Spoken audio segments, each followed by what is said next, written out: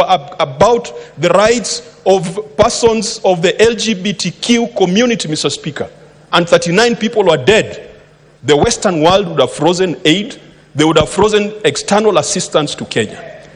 Are the lives of gays and lesbians more important than the lives of the 39 that we have talked about? We saw what happened in our neighboring country, Uganda. They came up with laws that limited the rights and freedoms of persons of that orientation. And Uganda has now been denied funding.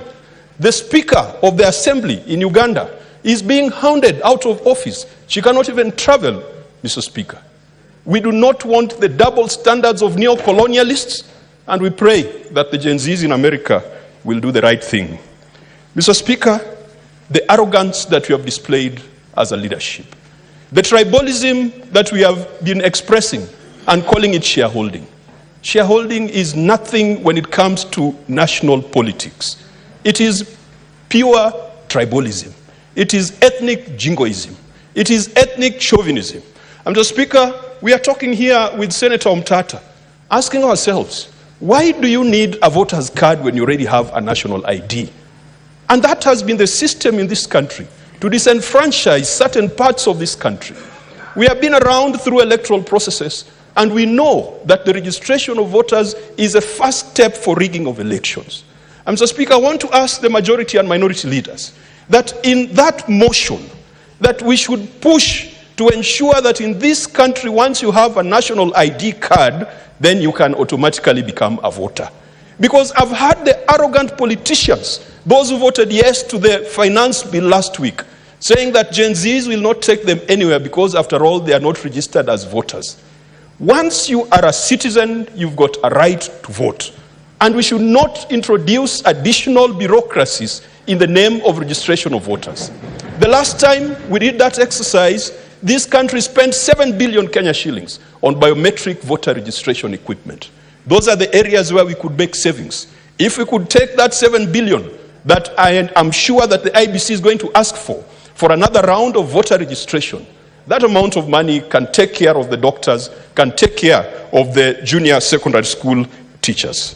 Mr. Speaker, we have annoyed the Gen Zs by our fake religious fervor.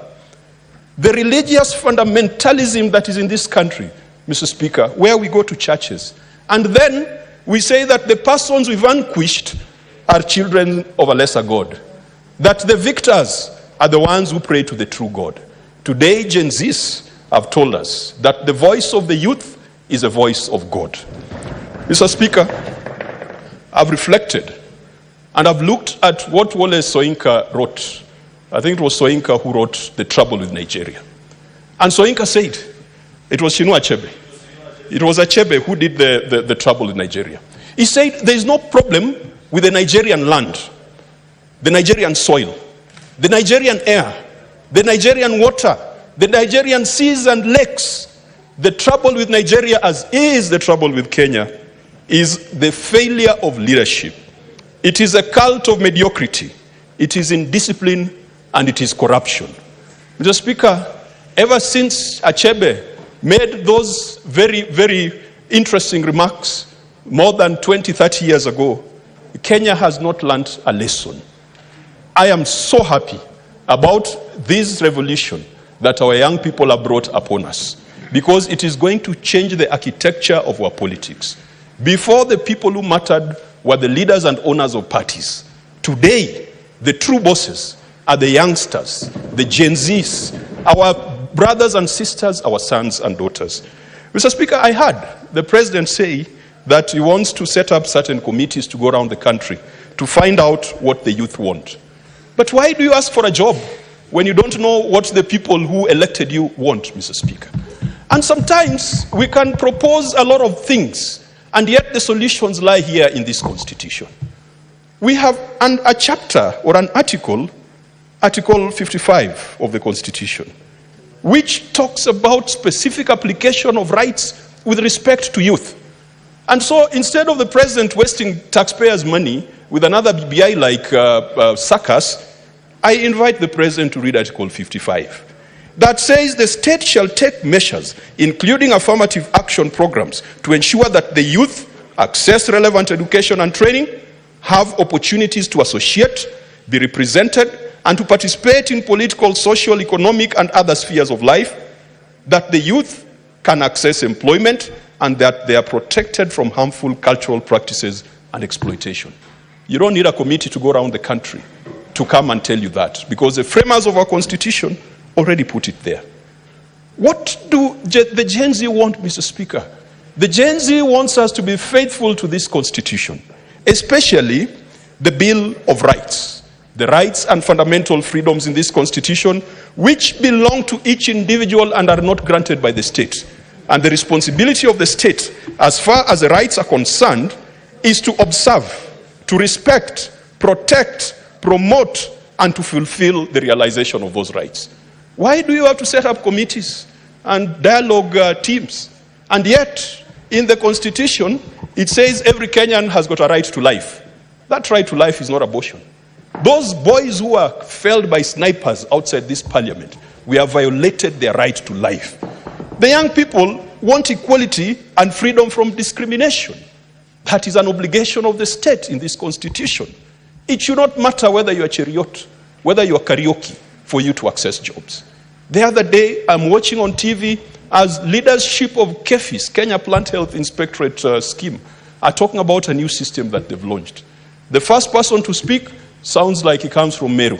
The second person to speak sounds like he comes from Meru. The third one to speak sounds like he comes from Meru. The Minister for Agriculture is a former senator for Meru. It should not matter where you come from, because I don't think that Plant Health Inspectorate Services, the expertise only resides in a certain part of the country. But that has been duplicated in each and every ministry. You go to the ICT ministry, everyone perhaps is Otieno, Onyango, Odongo. You go to another ministry of roads, everyone is Senator Cheriot. Fomeru, Senator Kajwang just yield. Senator Fomeru, we agreed before, just take a seat, just take a seat. We agreed before, I'm talking Senator Kathuri. We agreed as a ground rule that there shall be no points of order. Now, there's a reason for that. And honorable senators, to get a boil to heal, you don't caress it.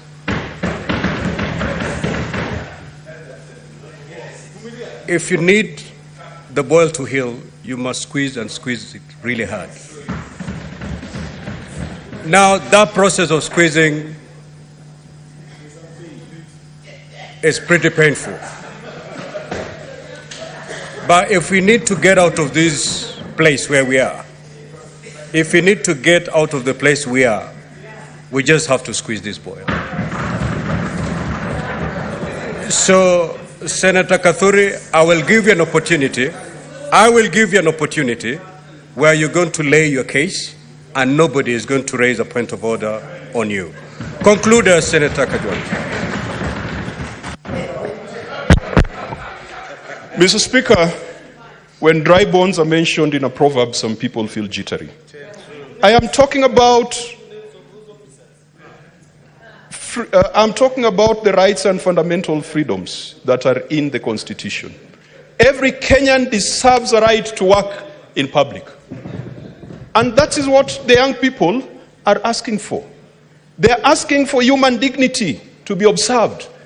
Our people want to be treated properly, like human beings. They don't want to be treated like animals, like we have seen out there in the streets.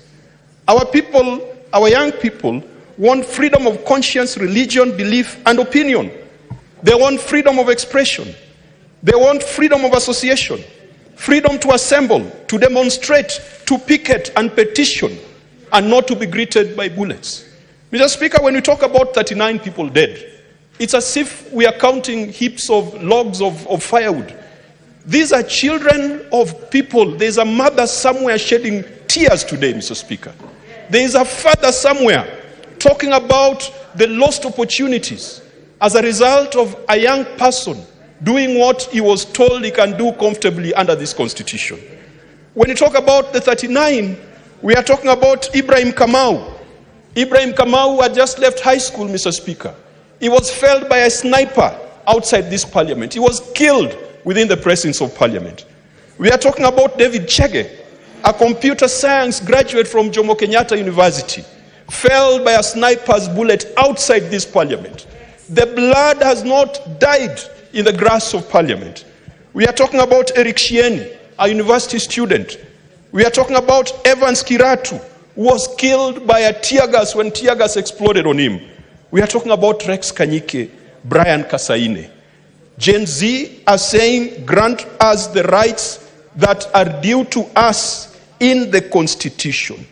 More importantly, Gen Zs are demanding that the economic and social rights that are granted unto them in this Constitution and which belong to them, it's not granted by the state. The duty of the state is to fulfill it. These rights belong to the Gen Zs and to the people of Kenya. Mr. Speaker, you don't need a committee of rocket scientists. You don't need a committee of experts. You don't need people from the United Nations to come and interpret for you this Constitution. The answers to the problems are all here. Gen Zs are saying, let us ensure that Chapter 6 of this Constitution is observed and fulfilled, because we have made leadership, and particularly political office, an opportunity to lord over other people and not to serve them. Mr. Speaker, I believe that if the government sat back and reflected, they would realize that all the answers and all the solutions are here. I want to propose further, Mr. Speaker, as we craft this motion and as a leader of majority brings further amendments. I am particularly disturbed when I see the military walking around the streets of Nairobi. Mr. Speaker, we have seen what has happened in neighboring countries. Let us not tempt our military. Let us keep them in the barracks. Let them do the spectacular job they have always done of defending and protecting this nation from external aggression. When you bring the military to the streets, it is like exposing a child to sugar or a child to honey. It has been seen before, it has happened before. South Sudan, Maine, Mr. Speaker. Sudan was a big economy. It was booming. The agricultural sector, the petroleum and mining sector was booming. Sudan is now in shambles. Ethiopia, Mr. Speaker. Ethiopia was an economy that was competing with Kenya. It was poised to overtake Kenya. Safaricom went into Ethiopia, and Kenyan banks and insurance companies wanted to go into Ethiopia. It was messed up by the military. Our resolution, despite what the High Court has done and what the National Assembly did, let the military take the tanks back to the barracks. That should be a resolution of this House. Number two, Mr. Speaker, I have had some instances of sibling rivalry. Because the Senate is sitting and the National Assembly is in hiding, there are people who are saying, scrap the Senate. Mr. Speaker, I want to tell those who say scrap the Senate that we've got a good record as a Senate. We have referred 146 cases to the Ethics and Anti-Corruption Commission. And Mr. Speaker, out of the 146 cases, very few of them have been investigated or prosecuted to the final conclusion. And we have told EACC we are going to bring them here before the Committee of the Whole. And Mr. Speaker, I want to tell Gen Z, please pay EACC a visit. There is a problem there. You guys need to go and visit and say hello to the EACC because we have a problem. Mr. Speaker, this House, in terms of accountability, has impeached at least 5 governors. That is 10% of the counties. Can our brothers tell us how many ministers they have impeached? This House has gone to the Supreme Court to seek opinions that has developed jurisprudence in this nation. This House in unison marched to Milimani. And Mr. Speaker, in our march to Milimani, the late Senator Haji, the Senator Gideon Moi, the senators that you could not imagine were the ones who were leading our march to Milimani on the concurrence matter. Mr. Speaker, this Senate has taken its services and its sittings out of Nairobi. And I think we've gone to 4 counties. This Senate has organized legislative conferences and devolution conferences. They should tell us the last time the National Assembly sat outside Nairobi. But it does not matter, Mr. Speaker, because in the end, the difference between us and them is like the difference between a cheetah and a leopard. And in my community, we have one name for both. And so it does not matter whether we voted yes or no. We are all collectively in this. Mr. Speaker, The SRC matter has been dealt with, and I think perhaps what we should have said is that what should have gone to MPs as a salary increment should be redirected to a certain course, perhaps the course of doctors or the course of the junior secondary school teachers. I would like in this motion, Mr. Speaker, for the majority leader to include another action, that the Cabinet Secretary to the Treasury, Professor Njuguna, who has the habit of snubbing the Senate every time we invite him, to invoke Article 225 on any county executive that gets an adverse opinion. What Article 225 talks about is that 50% of funds are withheld until the county comes up with a recovery action plan. And Mr. Speaker, 10% of the money we send to counties is wasted. Not stolen, wasted. Utilized on things that are not necessary. And all our budgets at a national level, 10% is wasted. Mr. Speaker, I want that motion to direct that we go towards a digital government. There are so many meetings that we hold that do not require people to be in the same room. We can do Zoom, we can use virtual technologies, and the Commission should tell us, when there was COVID, they told us we were procuring a system to facilitate virtual parliament. Why are we still using Zoom, which cannot work properly and can be hacked? So we must drive towards a digital government. Mr. Speaker, on constitutional commissions, Senator Omtata has made a strong case. We must demand that we are part of Parliament and we must be involved in allocation of budgets to constitutional commissions. The Kenya National Commission on Human Rights, Mr. Speaker, is being overshadowed by the Law Society of Kenya. And I want to congratulate the leadership of the Law Society of Kenya. They have stood up for the rights of persons who are involved in this protest. They have done better than the Constitutional Commission that is supposed to guarantee observance of human rights in this republic.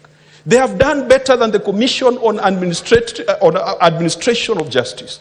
The last time I heard my friend and sister, the Ombudsman, speak, she was speaking about Muguka. She was not talking about the rights of people and maladministration in this country, which is supposed to be her duty.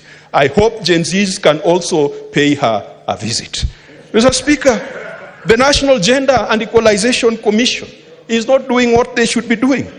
I hope they can also be paid a visit. Mr. Speaker, I want to... Senator Kajwang, 2 minutes to wind up your thought. Thank you, Mr. Speaker. I was about to suggest that they pay you a visit, but you have... With that, can you take your seat? Proceed. Mr. Speaker, we shall protect you. And Mr. Speaker, I conclude by supporting and thanking Senator Aaron Cheriot and Senator Mazzaya for this motion. Let us stand for this country. Let us do the right things. If this country burns, Mr. Speaker, we have nowhere to go. You have seen the frustration and the problems our brothers and sisters from South Sudan face. Sudan is in fire. Ethiopia is burning.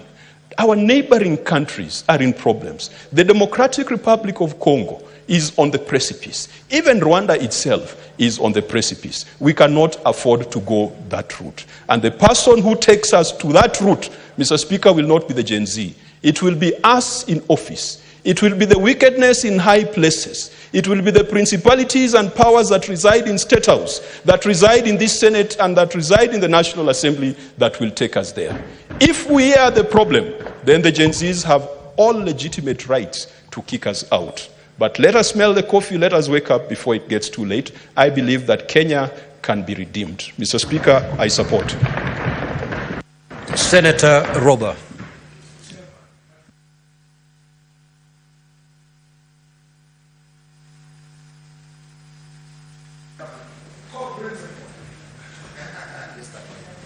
Thank you very much, Mr. Speaker.